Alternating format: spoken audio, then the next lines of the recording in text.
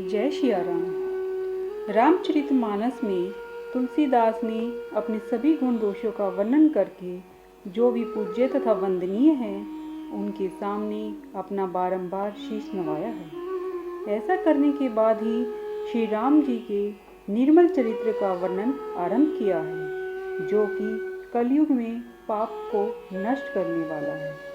श्री राम जी के पावन कथा का सर्वप्रथम भगवान शंकर ने वाणी दी है और उसे जगत जननी पार्वती को सुनाया। फिर वही कथा काकभूषणी जी को शिवजी ने राम भगत और अधिकारी जानकर बतलाया। काकभूषणी जी ने इस कथा को याज्ञवल्क्य मुनि को तथा याज्ञवल्क्य मुनि ने इसे भारद्वाज मुनि के सामने वर्णन किया।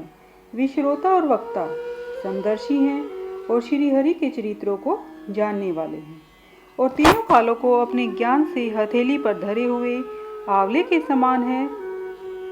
और जो भी चतुर हरिभक्त हैं वे इसको अनेक प्रकार से कहते सुनते और समझते हैं।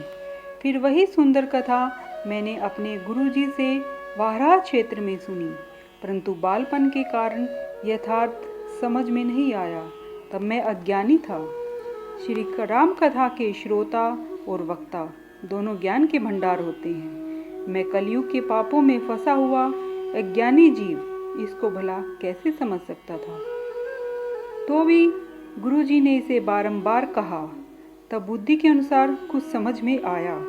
वही मैं अब काव्य में रचूंगा, जिससे मेरे मन को संतोष हो जाए। जैसा कि कुछ बुद्धि ज्ञान का बल मुझ में है, इसी प्रकार हृदय में हरि की प्रेरणा से कहूँगा। मैं अपने संदेह और ज्ञान तथा भ्रम को हरने वाली इस कथा को कहता हूँ, जो संसार रूपी नदी के लिए नौका है। श्री राम कथा पंडितों को शांति देने वाली, सब मनुष्यों को आनंद के लिए आनंददायक तथा कलयुग के पापों को दूर करती है। राम कथा कलयुग रूपी सर्प को मोरनी तथा ज्ञान रूपी अग्नि के बढ़ाने को मथनी के समान है। राम कथा कलयुग में कामधेनु और सज्जनों के लिए सुंदर संजीवनी है। वही कथा पृथ्वी पर अमृत की नदी है, जन्म मरण रूपी भय का नाश करने वाली तथा भ्रम रूपी मेंढक को सर्पनी के समान है। यह राम कथा असुरों के सेना रूपी नरकों का नाश करने वाली तथा साधु रूपी देवताओं के हित के लिए पार्वती है। यह संत समाज रूपी समुद्र को लक्ष्मी और संसार का बोझ उठाने को अचल पृथ्वी के समान है। यह यमदूतों के मुख में शाही लगाने को जगत में यमुना के समान है और जीवन मुक्ति के लिए मानो काशी है। शिव जी को नर्मदा के समान प्यारी है और सिद्धियों तथा संपदाओं की राशि है। राम को पवित्र तुलसी के समान प्रिय है और तुलसीदास को हृदय से हितैषी तुलसी के समान है। सद्गुण देवताओं की माता अदिति सी है और श्री राम जी की भक्ति और प्रेम की सीमा सी है। तुलसीदास जी कहते हैं कि राम कथा मंदाकिनी नदी है और शुद्ध चित्रकूट है और सुंदर स्नेही सीताराम जी के विहार का वन है। रामचरित्र सुंदर चिंतामणि है, जो संतों को सद्बुद्धि रूपी स्त्री के लिए श्रृंगार है।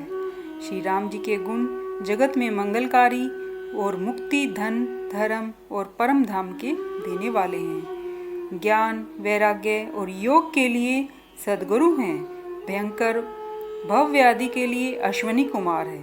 सीताराम जी के प्रति प्रेम उत्पन्न करने को माता पिता हैं और सब वर्त धर्म और नेक के मूल्य हैं। पाप संताप और दुख के नाशक तथा परलोक और इस लोक के प्रिय पालक हैं।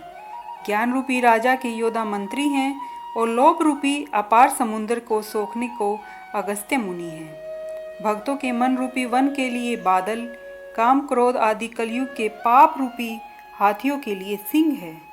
महादेव जी के प्रिय और पूज्य अतिथि हैं। दरिद्रता रूपी अग्नि के लिए कामद मेघ है।